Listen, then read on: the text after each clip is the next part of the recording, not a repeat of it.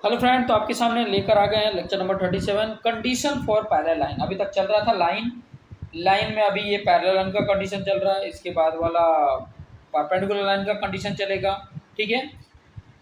और भी बहुत सारे कॉन्सेप्ट है लाइन के, सारे कॉन्सेप्ट वन बाय वन। हो सकता है कि वीडियोस जो हैं वो बढ़ जाए नंबर ऑफ, लेकिन सारे कॉन्सेप्ट क्लियर हों। ये मेरा प्रयास है कि सारे कॉन्सेप्ट आपको क्लियर हो जाए। तो देखो, पैरेलल लाइन के लिए क्या कंडीशन हो सकते हैं। दो पैरेलल अगर लाइन है, मान लो एक पैरेलल लाइन ये है, ठीक है, L1 लाइन बोल सकते हैं, और इसी के पैरेलल लाइन, ये लाइन है और इसके पैरेलल लाइन ये L2 है। L1 लाइन के पैरेलल क्या है, L2 है। ठीक है। कंडीशन L1 पैरेलल L2 है, तो इसके लिए क्या कंडीशन होगा थोड़ा सा समझ लीजिए।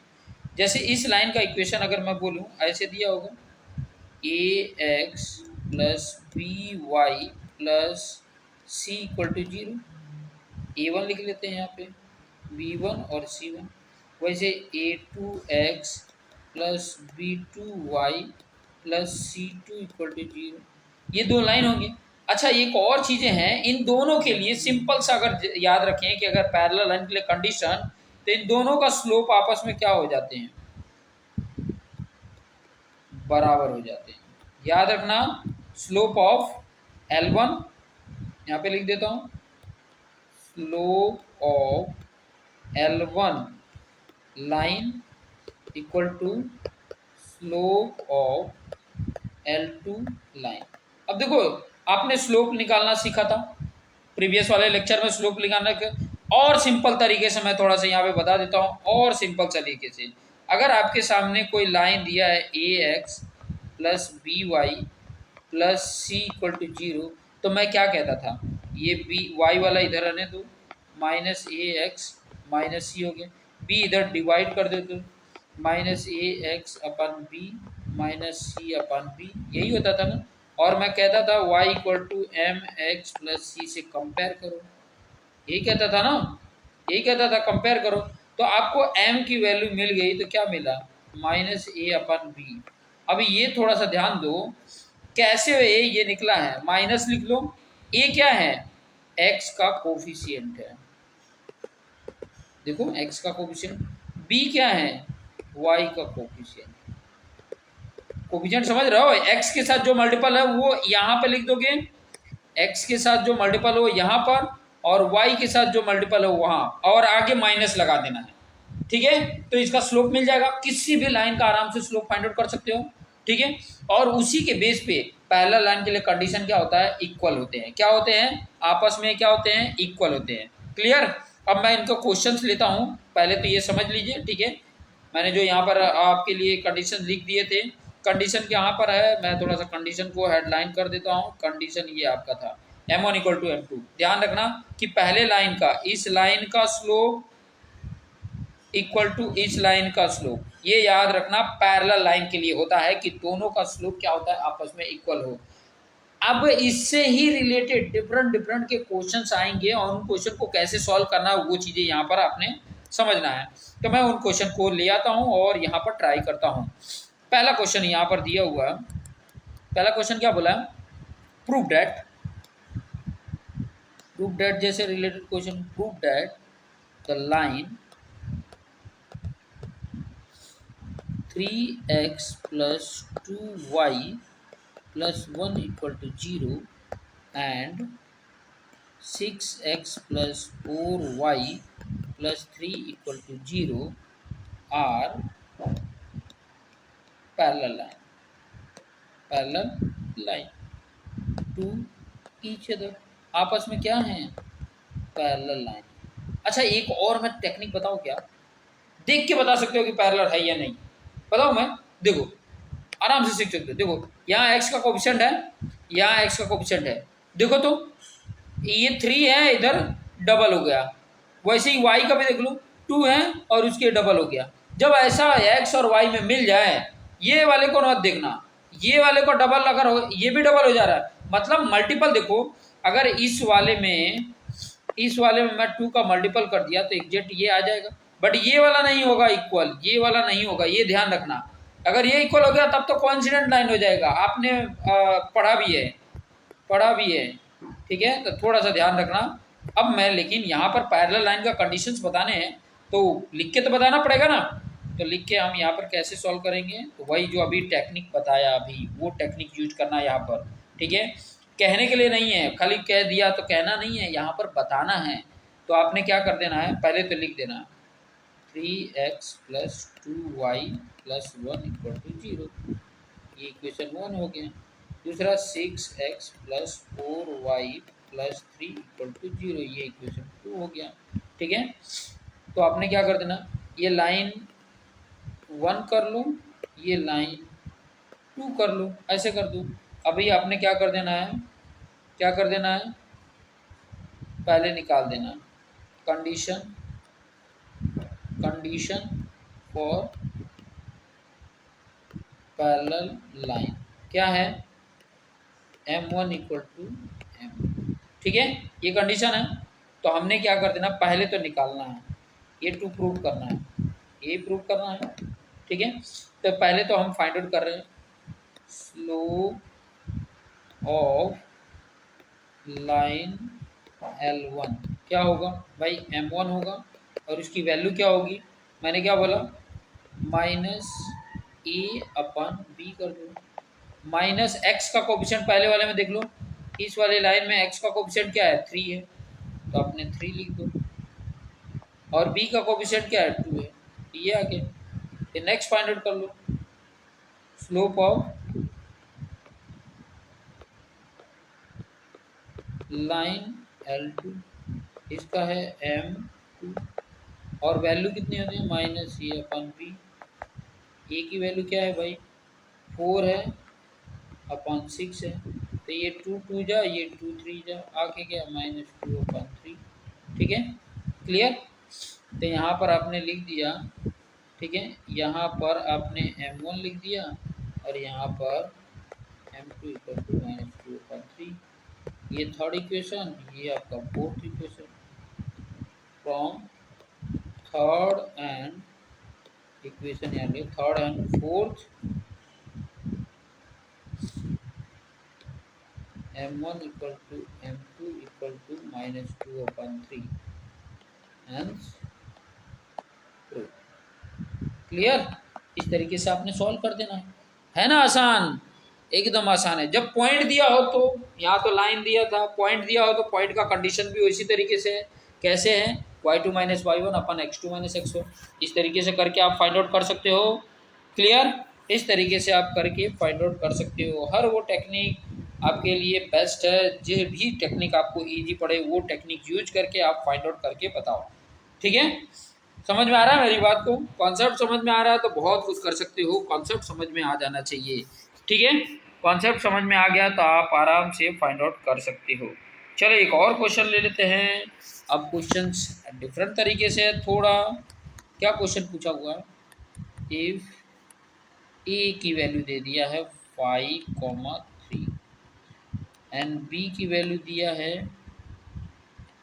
x-1, और सी की वैल्यू दिया है 4, -2, एंड डी की वैल्यू दिया है -1 और 1, एंड क्वेश्चन में बोला है ए बी जो है ना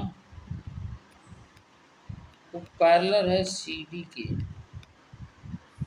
देन फाइंड एक्स।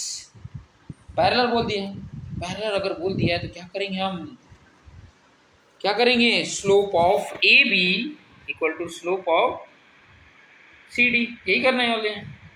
सॉल्यूशन में तो हम यही करने वाले भाई। क्या करें, लिख देते हैं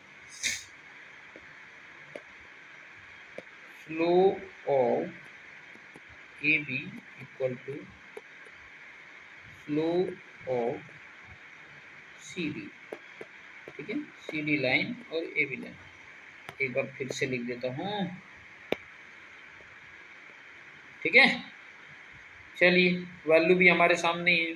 यहाँ पे क्या हो जाएगा -1 -3 y2 -y1, x2 क्या है x -5 इक्वल टू, यहाँ 1 माइनस और -2 +2 हो गया, और -1 -4, यहाँ पे क्या होगा ऊपर -4 अपन एक्स माइनस 5। देखो ये पहला शुरुआत था, ये दूसरी लाइन है। यहाँ पे 3 हो गया और नीचे कितना हो गया, -1 -4 -5। अब क्रॉस मल्टीप्लिकेशन कर लो, क्या कर लो, क्रॉस मल्टीप्लिकेशन कर लो। ये -4 और -5 कितना हो गया, 20 हो गया। और ये इधर जाएगा तो 3x -15 हो जाएगा। ठीक है, अब क्या करूँ, -15 इधर आएगा तो ऐड होगा, 20 + 15 हो गया और यहाँ पर आ गया 3x। कितना हो गया भाई, ये 35 हो गया और यहाँ 3x हो गया। x की वैल्यू कितनी आ जा रही है, x = 35/3 हो जाएगा। ये हो रहा है, हाँ इतना ही आंसर आ रहा है। तो इस तरीके से हमें करना है और आराम से फाइंड आउट कर लेना है। x की वैल्यू फाइंड आउट करनी थी और x की वैल्यू हम इस तरीके से फाइंड आउट कर सकते हैं। ठीक है, 35/3 हो गया। और डिफरेंट तरीके का क्वेश्चंस ले लेते हैं, एक और क्वेश्चंस करते हैं। देखो क्वेश्चन जितने करेंगे उतना ही हमारे लिए फ़ायदेमंद होगा, क्योंकि अभी आई थिंक 11 मिनट हो गए हैं। तो एक और क्वेश्चंस ले लेते हैं। तो क्वेश्चन क्या है, थोड़ा सा मैंने पढ़ा लिया है। क्वेश्चन ये बोला है, if two line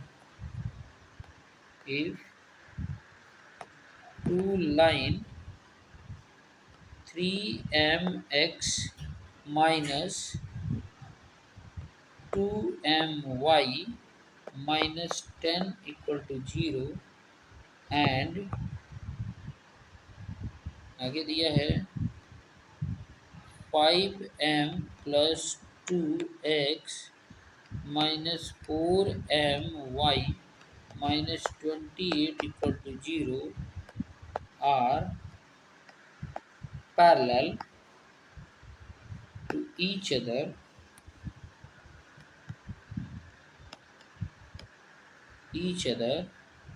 then find the value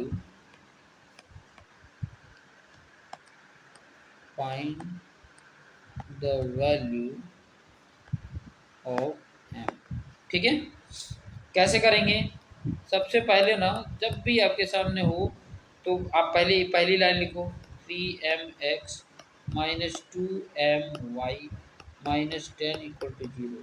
इसका स्लोप क्या हो जाएगा भाई, स्लोप m1 क्या हो जाएगा, m1 स्लोप ही खाली लिखे क्या चलेगा, क्योंकि इसमें m है, चलेगा। m1 क्या दिया हो, माइनस a, माइनस होगा a क्या है, x का कोएफिशिएंट क्या है 3m अपन y का कोएफिशिएंट क्या है -2m, minus minus cancel, m cancel, क्या आ गया 3/2।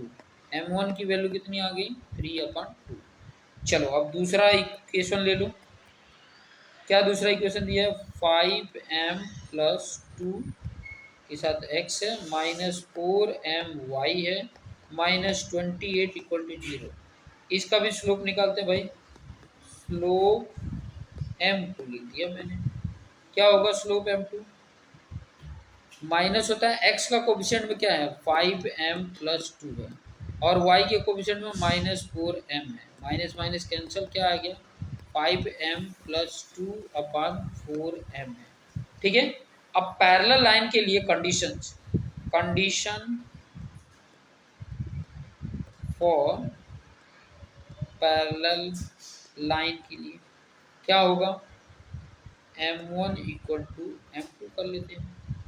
ठीक है, अब देखो यहाँ पर क्या दिया हुआ है 3/2 और ये दिया है 5m + 2/4m। यहाँ mm काट मत देना, क्योंकि उधर एडिशन भी है, बहुत सारे इसे मिस्टेक कर देते हैं। क्रॉस मल्टीप्लिकेशन अगर करोगे तो इधर क्या हो जाएगा 3 × 4 = 12m हो जाएगा और इधर क्या हो जाएगा 2 × 5 = 10m + 4 हो जाएगा। ये 10 इस तरफ आएगा तो कितना हो जाएगा 2m = कितना हो जाएगा 4 हो गया और m = क्या आ जाएगा 4/2, m = क्या आ गया 2 आ गया। क्लियर, तो इस तरीके से आपने फाइंड आउट करना है कि ताकि आप इसे आराम से फाइंड आउट कर पाएँ। ठीक है, समझ में आ रहा होगा अच्छे तरीके से। तो इसी तरीके से आपने सॉल्व करना है और अपने जितने भी क्वेश्चंस आ रहे हैं उसको इसी तरीके से सॉल्व करके फाइंड आउट कर लेना है। ओके, तो आपको क्वेश्चन से समझ में आ गया होंगे कि ऐसे ऐसे क्वेश्चन, देखो एक क्वेश्चन यहाँ पर था, एक क्वेश्चन हमने ये सॉल्व किए थे ठीक है, उसके ऊपर एक क्वेश्चन हमने सॉल्व किए। तो जब भी ऐसे क्वेश्चन आ रहे हैं तो उनको इसी तरीके से सॉल्व करके और आपने फाइंड आउट कर देना है। और उसके पहले आपने ये लेक्चर्स भी देख लिए थे। तो ये आपको आराम से मैं सारे क्वेश्चन सॉल्व करा रहा हूँ कि ताकि आप आराम से सॉल्व कर पाएँ और अच्छे तरीके से समझ पाएँ। तो ये था हमारा लेक्चर नंबर 37। इसी तरीके से आपने सॉल्व करना है और अपने आप को बेस्ट बनाना है और अपने जो दोस्त मित्र हैं उनको भी शेयर करो। देखो मैं क्या बोल रहा था, पहले भी आपको मैं बता रहा था कि आप सिर्फ 20 या 30 डेज कंटिन्यू देख लो ना, तो बाकी के भी दो जो 10-15 वीडियो होंगे वो भी देख लोगे। और इसको करके ना आपके अच्छे मार्क्स आ सकते हैं। बहुत लोग इसमें फेल होते हैं, मैं नहीं चाहता कि आप भी फेल हो। ठीक है, तो आप थोड़ा सा प्रयास करेंगे, आप अच्छे मार्क्स गेन कर सकते हैं। तो करते रहिए और देखते रहिए और अपने आप को बेस्ट बनाते रहिए। धन्यवाद।